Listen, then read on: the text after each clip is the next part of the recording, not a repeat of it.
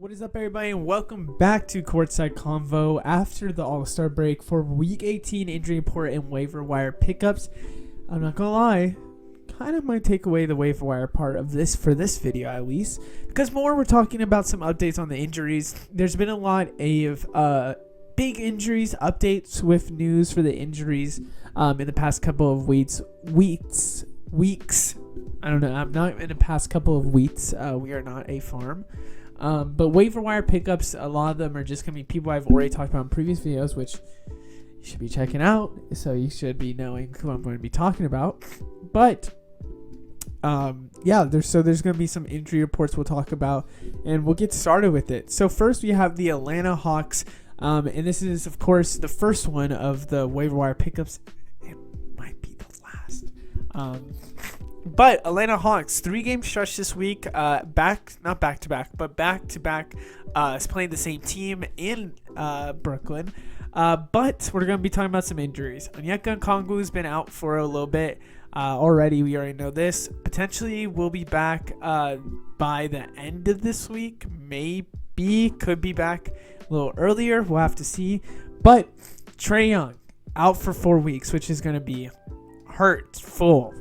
Big hurtful for the Hawks, even though they just beat the Magic. I'm pretty sure really hurts for them. I think Trey Young has definitely been somebody that has helped them, even though they have been a mid team. They've been not good, not bad, just definition of mid. I think they are 750 and 750 in their past 1,500 games, so definition of mid.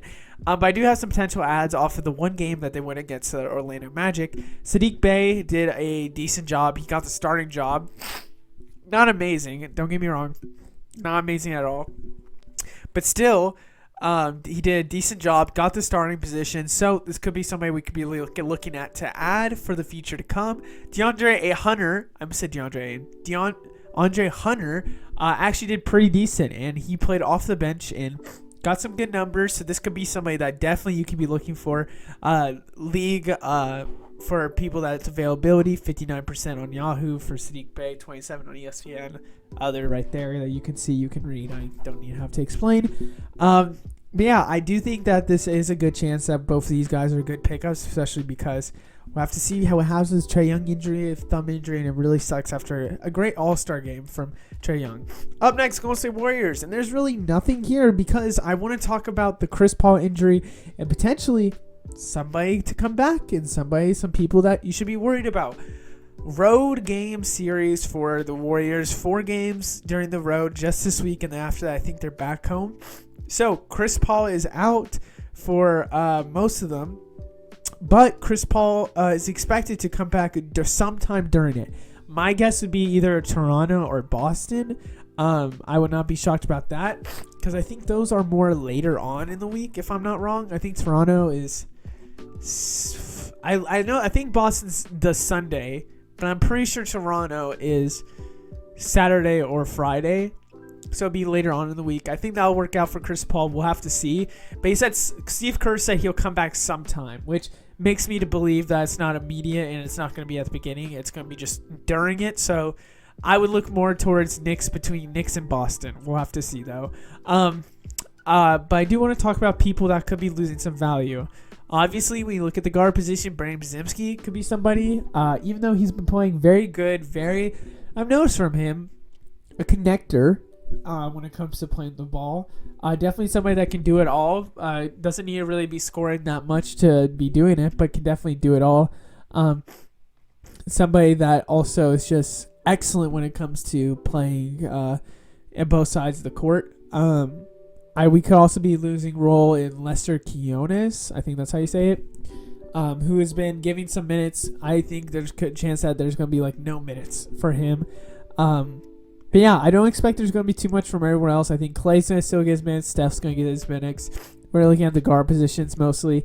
Gary Payne, I think, is going to stay there if you count him a guard or a forward. But I think the 2 big people are going to be Brandon Bzimski, who he's been balling out. I hope you picked him up. But yeah, we'll have to see what happens other than that.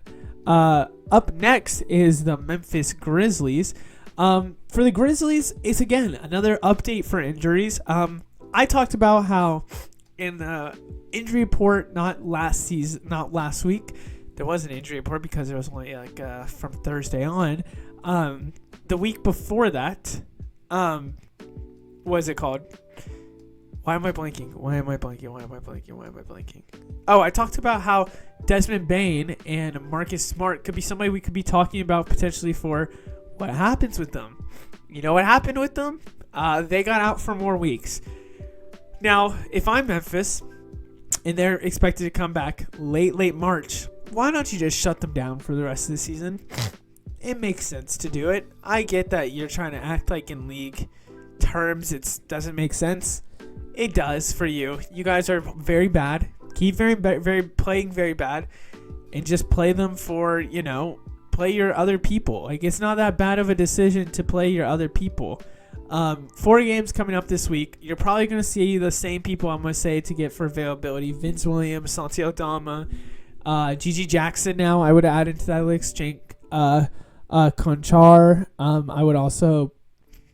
I added Luke Kennard in that list before. I don't know if I would still now. He's kind of been iffy. Points leagues probably get him. But yeah, Memphis Grizzlies are expected late March. The season ends in the beginning-ish of April. What's the point, man? What's the point? Up next, we have the New York Knicks. Another person we'll talk about upgrade or updates for the injuries. 4 games this week: Detroit, Pelicans, Golden State Warriors. But the Cleveland game is where I have to talk. Where I have to talk about potentials. And the potential I'm talking about is Julius Randle and OG Anunoby coming back. Right now on ESPN for the injury report, they are projected to potentially come back during that day. Do I think they'll come back? We'll have to see. But it's just off of what people have said about expected return dates. So those 2 players are definitely the 2 players that I think could be a chance of potentially coming back maybe next week, but potentially could this week. So I just want to add them into here. It would drastically change, I think, the Knicks, where Donte DiVincenzo won't have the opportunities he's been having now. Josh Hart won't have the opportunities he's having now. Who's somebody? Precious Achiuwa, Isaiah Hartenstein.